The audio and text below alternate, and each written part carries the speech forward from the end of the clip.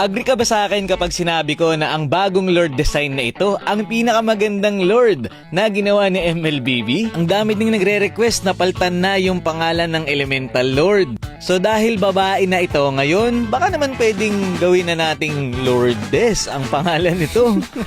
Pero legit guys, ang dami nagre-request na paltan yung pangalan nito kasi namumura daw nila. Ako naman ang request ko, sana pwede mo magamit yung mga all-star map kahit tapos na yung event. Kasi ang ganda ng mapang to guys.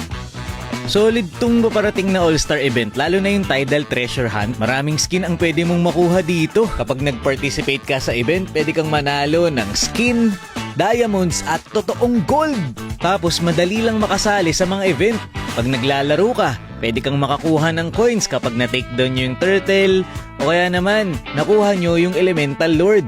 Merong battlefield drop kung saan makakakuha ka ng chest at coins na magagamit mo pang draw doon sa event. Ang isa pang kaabang-abang ay yung Tide Clash 5v5. May entrance fee to ng diamonds, rare fragment, o kaya naman yung mismong coin.